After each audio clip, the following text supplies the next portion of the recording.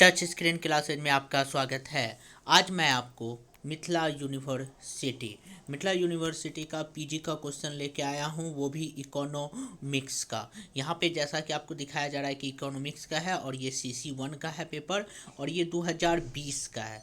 2020 का सेशन का है, और 2020 का क्वेश्चन है, और इसका जो सेशन है वो 2020 से 2022 का है। तो 2020 से 22 के सेशन का हम इकोनॉमिक्स का यहाँ पे क्वेश्चन लेंगे और उसको सॉल्व भी करेंगे और आपको दिखाएंगे कि कौन सा क्वेश्चन है। आगे देखते हैं, यहाँ पे लिखा हुआ है टाइम जो ऐसा कि आपको दिखाया गया 3 घंटा है, और ये 70 मार्क्स का होता है। बाकी का 30 मार्क्स ये इंटरनल होता है, जो स्कूल में होता है, आपके कॉलेज में होता है। और इस कॉलेज में आपको असाइनमेंट जमा करना पड़ता है, इंटरनल एग्ज़ाम होता है, वाइवा होता है, और फिर उसके बाद अटेंडेंस, इसके तौर पे आपका 30 मार्क्स कॉलेज में होती है। अब हम यहाँ पे देखते हैं आगे। यहाँ पे लिखा हुआ है कि निम्नलिखित बहुविकल्पीय प्रश्नों के सही विकल्प चयन करें। मतलब कुछ बहुविकल्पीय प्रश्न है, और इस बहुविकल्पीय प्रश्न का हमको क्या करना है, सही उत्तर देना है। और ये टोटल आपका कितना नंबर का रहता है, 20 मार्क्स का रहता है। 10 क्वेश्चन है, और 10 में हमको कितना बनाना है, 10 में प्रत्येक क्वेश्चन 2 नंबर का है, तो टोटल 20 मार्क्स का है। तो हम यहाँ पे क्वेश्चन देखते हैं। पहला क्वेश्चन है, समसीमांत उपयोगिता नियम के प्रतिपादक कौन थे। तो समसीमांत प्रतियोगिता नियम के प्रतिपादक आपके गॉसेन जी थे। ओके, अब हम आगे चलते हैं। यहाँ पे दूसरा नंबर क्वेश्चन है, मांग की कीमत लॉच से अभिप्राय क्या है। तो मांग की कीमत लॉच से अभिप्राय है कीमत में परिवर्तन के कारण मांग में परिवर्तन। अगर कीमत में परिवर्तन होता है तो मांग में परिवर्तन होता है, यही है मांग का कीमत लॉच। अब आगे देखते हैं, यहाँ पे लिखा हुआ है, उपभोक्ता के बचत सिद्धांत का प्रतिपादन किसने किया। ऑप्शंस है मार्शल, फिर उसके बाद निकोलसन, रॉबिन्सन, और फिर उसके बाद है केन्स।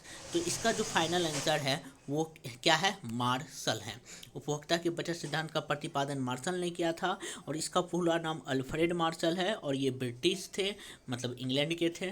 आगे देखते हैं, यहाँ पे आगे लिखा हुआ है, एक उदासीनता वक्र होता है। एक उदासीनता जो वक्र होता है, इनमें से कोई नहीं है। वो ना ही मूल बिंदु के अनुत्तर होता है, ना ही बूंद बूंदी के निरुत्तर होता है, और ना ही बहुत होता है। इसका जो आंसर होगा वो क्या होगा, इनमें से कोई नहीं। अब है यहाँ पे उद्घाटित पसंदगी सिद्धांत संबंधित है किससे, हिक्स से, मार्शल से, सैमुअल से, या उपरोक्त में से कोई नहीं। तो इसका जो आंसर है आपका वो है सैमुअल से संबंधित है, और सैमुअल का पूरा नाम पॉल सैमुअल है। उन्होंने 1938 में इस सिद्धांत का क्या किया था, प्रतिपादन किया था। अब है उत्पादन फलन से अभिप्राय क्या है। उत्पादन फलन का अभिप्राय इनमें साधन एवं उत्पादन के बीच के संबंध को क्या करता है, बताता है, जो कि ऐप का सेकेंड नंबर क्वेश्चन आंसर सही है। ऐप के बाद देखते हैं, पूर्ण प्रतियोगिता में एक फर्म के लिए, इसके लिए आपका जो आंसर है MR = MC। ये क्वेश्चन का आंसर हमको लग रहा है कि ये होना चाहिए, लेकिन हम इसमें कंफर्म नहीं है। अगर आप लोग में से किसी को अगर इनके बारे में अगर कंफर्मेशन के साथ आंसर मालूम है तो आप इसको बता सकते हैं, लेकिन हमें लगता है कि इसका आंसर जी का क्या होना चाहिए, 1 होना चाहिए, MR = MC। अब है, दीर्घकाल में एकाधिकार प्रतियोगी फर्म को मिलता है। तो इसमें आपका जो इसका आंसर क्या हो जाएगा, अब नॉर्मल प्रॉफिट मिलता है, और सामान्य लाभ मिलता है। अब है यहाँ पे, एक सीमा तक उत्पादन का पैमाना बढ़ाने पर औसत लागत में परिवर्तन होता है। तो इसका जो आंसर है वो इक्वल होता है, समान परिवर्तन रहता है। क्या रहता है, परिवर्तन समान रहता है। अब है, दीर्घकालीन उत्पादन फलन का संबंध है, यहाँ पे है परिवर्तनशील अनुपात के नियम से। इसका जो आंसर क्या हो जाएगा, परिवर्तनशील अनुपात के नियम से। तो इसका आंसर यहाँ पे ऑब्जेक्टिव आपका 10 ऑब्जेक्टिव था, और 10 ऑब्जेक्टिव आपका बन गया है। अब हम यहाँ पे सब्जेक्टिव देखते हैं। सब्जेक्टिव में आपको टोटल 4 क्वेश्चन बनाना होता है, प्रत्येक क्वेश्चन आपका 5 मार्क्स का होता है, जैसा कि आप यहाँ पे देख सकते हैं। और किन्हीं 4 क्वेश्चन का बनाना है, यहाँ पे 2, 3, 4, 5, 6, 7 तक है। तो इतना में से आपको कोई भी 4 क्वेश्चन क्या करना है, बनाना है।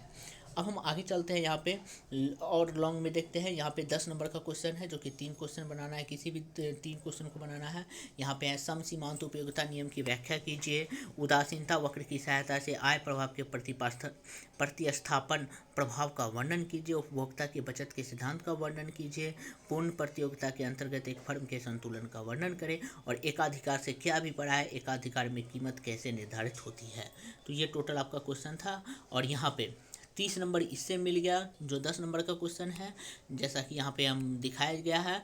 और फिर उसके बाद 20 नंबर आपका यहाँ पे 5 नंबर के क्वेश्चन से मिल गया, तो 30-20 कितना हो गया आपका 50, और 20 नंबर आपका ऑब्जेक्टिव से।